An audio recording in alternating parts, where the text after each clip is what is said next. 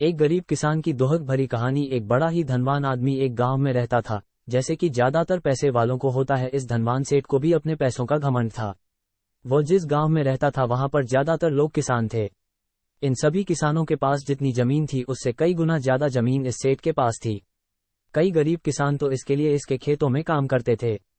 इसी गांव में मोहन नाम का एक बड़ा ही मेहनती और सच्चा किसान रहा करता था। मोहन का परिवार थोड़ा बड़ा था। उसके परिवार में उसके बूढ़े माँ बाप, पत्नी और 3 बच्चे थे जो अभी काफी छोटे थे। एक वर्ष उस गांव में काफी ज्यादा बारिश हुई जिसके चलते कई किसानों की फसलें बर्बाद हो गई, जिनमें से एक मोहन भी था।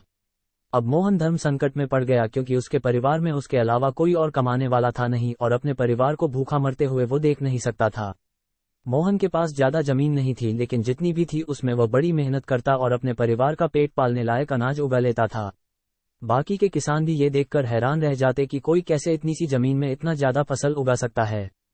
एक वर्ष उस गांव में काफी ज्यादा बारिश हुई जिसके चलते कई किसानों की फसलें बर्बाद हो गई, जिनमें से एक मोहन भी था। अब मोहन धर्म संकट में पड़ गया क्योंकि उसके परिवार में उसके अलावा कोई और कमाने वाला था नहीं और अपने परिवार को भूखा मरते हुए वो देख नहीं सकता था। वह जानता था कि इस गांव में अगर कोई उसकी मदद कर सकता है तो वह वही घमंडी सेठ है जिसने गांव के कई अन्य गरीब किसानों को या तो कर्जा दिया है या तो अपने यहाँ काम पर रखा हुआ है। हाथ पर हाथ धरे बैठे रहने के बजाय उसने इस सेठ के पास जाने का फैसला किया और एक दिन उनके पास पहुंच गया।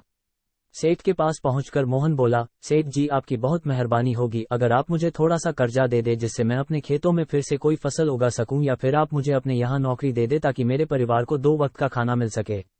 घमंडी सेठ को उसकी इन बातों से कोई मतलब था नहीं, लेकिन गांव के सारे लोगों की तरह वह भी यह जानता था कि मोहन कितना मेहनती है और वह जिस भी खेत में काम करेगा वहां वो 2 गुनी फसल उगा सकता है।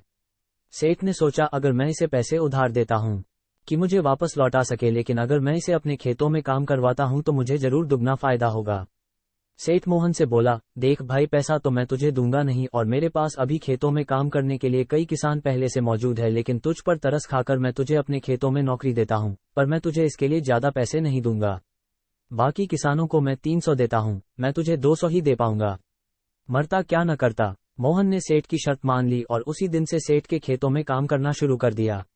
2 महीनों तक नियमित वो सेठ के खेतों में जाकर कड़ी मेहनत करता और देखते ही देखते 4 महीने का काम उसने अपनी मेहनत से 2 महीनों में ही खत्म कर दिया।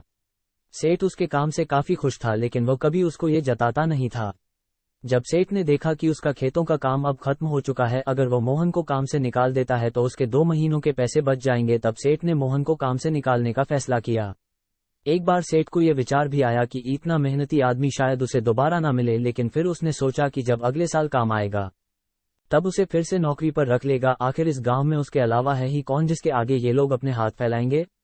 एक दिन सेठ ने मोहन को अपने पास बुलाकर उसको उस दिन का पैसा दिया और साथ में ये भी कहा कि कल से तुमको काम पर आने की जरूरत नहीं है। अब मेरे पास तुम्हारे लिए कोई काम नहीं बचा है। जब मेरे पास काम आएगा तो मैं तुम्हें बुला लूंगा। ये सुनकर मोहन का दिल बैठ गया। पिछले 2 महीनों से कम ही सही उसके बच्चों और परिवार के पेट में अन्न का दाना जा तो रहा था, अब वह क्या करेगा। यही सोचकर उसकी आंखों से आंसू निकल आए। मोहन ने सेठ के पैर पकड़ लिए और गिड़गिड़ाने लगा, सेठ जी मुझे इस काम की बहुत जरूरत है, मुझे मत निकालिए। अपने मतलब से मतलब रखने वाला सेठ टस से मज ना हुआ। उसने खरी खोटी सुनाकर मोहन को वहां से चलता कर दिया और मन ही मन 2 महीनों की तनख्वाह बचने से खुश होने लगा। अगले दिन जब सेठ सवेरे उठा और अपने आंगन में आया तो उसने देखा कि मोहन उसके आंगन में बैठा है। सेठ ने उसको पास बुलाकर पूछा कि क्या हुआ, तुम क्यों यहाँ पर बैठे हो। मोहन बोला, सेठ जी मुझे वापस काम पर रख लीजिए, आप जानते ही हैं मेरी आर्थिक परिस्थिति कैसी है, थोड़ी दया कीजिए। लेकिन सेठ ने उसकी एक न सुनी और फिर एक बार उसे बुरा भला कहकर वहां से जाने के लिए कहा। बेचारा मोहन अपना सिर नीचे झुका के वहां से चला गया। अगले दिन फिर यही घटना दोहराई गई। मोहन फिर सेठ के आंगन में बैठा था। सेठ ने फिर उसको वहां से जाने के लिए कहा। यही घटना अगले कई दिनों तक चलती रही। अब तो मोहन सेठ के हकालने पर भी वहां से नहीं जाता था और वहीं पर बैठा रहता था। एक बार सेठ ने उससे पूछ लिया, तुम कैसे आदमी हो, मैं तुम्हारा इतना अपमान करता हूं लेकिन तुम्हें कोई फर्क ही नहीं पड़ता।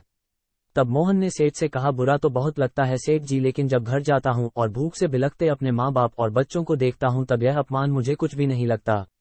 इतना सब कुछ होने के बाद भी सेठ का दिल जैसे पत्थर का बना हुआ था। उसने मोहन को अभी तक काम पर नहीं रखा और न ही उसका ऐसा करने का कोई इरादा था। एक दिन सेठ ने सोचा कि कुछ दिनों के लिए किसी और गांव चला जाता हूं ताकि मोहन से पीछा छुड़ा सकूं। अगले दिन मोहन के आने से पहले ही सेठ अपने परिवार को लेकर अपने किसी संबंधी के यहाँ चला गया और वहां पर 10 दिनों तक रहने के बाद फिर अपने गांव, अपने घर वापस लौटा। घर लौटते ही सेठ ने आसपास हर जगह नजर दौड़ाई तो पाया कि वहां पर अब मोहन नहीं था। सेठ ने सोचा, मेरी तरकीब काम कर गई, लगता है मोहन से अब पीछा छूट गया है। हालांकि अब सेठ के द्वार पर मोहन नहीं बैठा था, लेकिन मोहन का विचार अभी भी सेठ के मन में घर कर बैठा था। सेठ सोच रहा था, मोहन इतनी जल्दी हार मानने वाला आदमी तो नहीं दिखता है। उसके साथ क्या हुआ होगा? क्या उसे कहीं कोई और काम मिल गया होगा, या फिर और कुछ? इन विचारों ने सेठ को बेचैन कर दिया और आखिरकार सेठ को मोहन की खबर लेने के लिए गांव में जाना पड़ा। सेठ को मोहन का पता नहीं मालूम था, इसलिए अड़ोस पड़ोस के अन्य किसानों से पूछने पर पता चला कि मोहन घायल हो चुका है और अपने घर पर आराम कर रहा है। सेठ ने जब उसके घायल होने का कारण लोगों से पूछा तो सेठ को पता चला कि जब सेठ अपना घर छोड़कर किसी और गांव में गया था, तब बंद घर देखकर कुछ चोर उसके यहाँ चोरी करने आए थे, जिनको रोकने की कोशिश करते हुए हाथापाई में मोहन चोटिल हो गया था। ये सब जानने के बाद सेठ का पत्थर का दिल भी अब मोम की तरह पिघल गया। सेठ को अपने किए पर पछतावा होने लगा। सेठ ने अपने आप को याद दिलाया कि कैसे उसने एक शरीफ और सच्चे आदमी को ज्यादा काम करवा कर भी उसको पूरा पैसा नहीं दिया और जिसको गले से लगाना चाहिए था उसे ठोकर मारकर भगाता रहा। सेठ मोहन का घर का पता पूछकर उसके घर पहुंचा तो देखा कि मोहन की घर की हालत बहुत खराब है। उसका परिवार भूख से बेहाल है और वह खुद अपने हाथ पैर पर चोट के साथ एक खाट में पड़ा हुआ है। ये दृश्य देखकर सेठ की आंखों से आंसू बह निकले। सेठ ने मोहन के पास जाकर उससे सच्चे दिल से माफी मांगी, उसको उसकी मेहनत के पैसे दिए, उसका इलाज करवाया और उसको हमेशा के लिए अपने यहाँ काम पर रख लिया। दोस्तों, इस खूबसूरत कहानी से हमें कई पाठ सीखने के लिए मिलते हैं। कहानी से सीखने लायक पाठ। पहला पाठ, अगर भगवान ने हमें दूसरों से बेहतर जिंदगी दी है तो हमें उसका फायदा नहीं उठाना चाहिए और हो सके तो जरूरतमंदों की जिंदगी में भी सुधार करने की कोशिश करनी चाहिए। दूसरा पाठ, कठिन से कठिन समय में ईमानदारी और सच्चाई का साथ कभी नहीं छोड़ना चाहिए। हाँ, यह मार्ग बड़ा कठिन है लेकिन इसकी मंजिल तक आदमी जरूर पहुंचता है और उसका फल भी अच्छा ही मिलता है। तीसरा पाठ, जब तक हम अपने बारे में सोचना बंद नहीं करते तब तक हम दूसरे के बारे में सोच नहीं सकते और उसका दर्द नहीं समझ सकते। किसी ने खूब कहा है, खुद के लिए जिया तो क्या जिया, दूसरों के लिए जीना ही जिंदगी है।